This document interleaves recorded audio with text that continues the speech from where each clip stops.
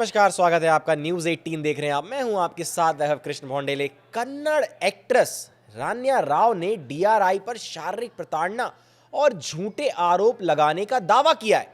उन्होंने पत्र में बताया कि उन्हें थप्पड़ मारे गए और जबरन बयान पर साइन कराए गए।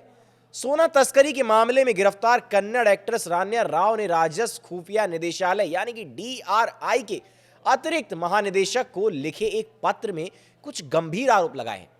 6 मार्च को लिखे गए इस पत्र में रान्या ने दावा किया है कि उन्हें शारीरिक रूप से प्रताड़ित किया गया है, 10-15 बार थप्पड़ मारे गए हैं और एजेंसी की तरफ से तैयार किए गए बयानों पर साइन करने से इनकार करने पर बार बार उनके चेहरे पर थप्पड़ मारे गए। ये दावा रान्या रॉय करती हुई नजर आई। राव ने यह भी दावा किया कि वह निर्दोष है और उन्हें झूठा फंसाया गया है और वह उन अधिकारियों की पहचान कर सकती हैं जिन्होंने उन्हें मारा था। राव ने यह भी दावा किया कि उन्हें खाना नहीं दिया गया और धमकाया गया है। उन्होंने पत्र में दावा किया कि एक अधिकारी ने कहा कि अगर आप कागजों पर हस्ताक्षर नहीं करेंगी तो हम आपके पिता का नाम उजागर कर देंगे और उनकी पहचान बताएंगे, जबकि हमें पता है कि उनका इससे कोई लेना देना नहीं है। एक्ट्रेस ने पत्र में आरोप लगाया, मैंने 50-60 टाइप किए हुए पन्नों और लगभग 40 खाली पन्नों पर हस्ताक्षर किए थे क्योंकि मैं भारी दबाव, तनाव और शारीरिक हमले का सामना कर रही थी। कागजों पर साइन डीआरआई अधिकारियों द्वारा जबरदस्ती लिए गए हैं। ये दावा रान्या राव करती हुई नजर आ रही है उस पत्र में। रान्या राव अभी जेल में है और वह वरिष्ठ अधिकारी रामचंद्र राव की सौतेली बेटी है। इस मामले ने पूरे देश में काफी चर्चा बटोरी है।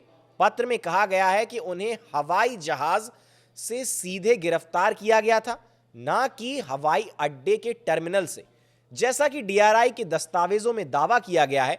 रान्या राव ने आगे कहा, उन्होंने मुझे हवाई जहाज के अंदर से पकड़ा और मेरी गिरफ्तारी के समय से लेकर मुझे अदालत में पेश किए जाने तक अधिकारियों ने मुझे 10-15 बार चेहरे पर मारा और थप्पड़ मारे, जिन्हें मैं पहचान सकती हूं।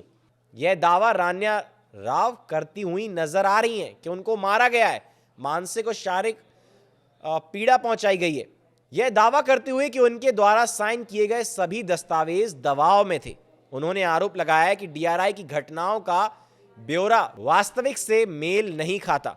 उसने पत्र में कहा, जैसा कहा जा रहा है कोई महाजर नहीं बनाया गया, ना ही मेरी तलाशी ली गई, ना ही मुझसे कुछ बरामद हुआ।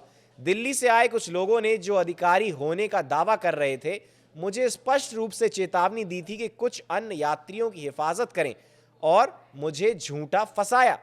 सोना तस्करी केस में यह पत्र महत्वपूर्ण हो जाता है क्योंकि यह बेंगलुरु की विशेष अदालत द्वारा रान्या राव की जमानत याचिका खारिज करने के एक दिन बाद सामने आया है। इस बीच कर्नाटक राज्य पुलिस आवास निगम के डीजीपी और रान्या राव के सौतेले पिता रामचंद्र राव को अनिवार्य अवकाश पर भेज दिया गया है।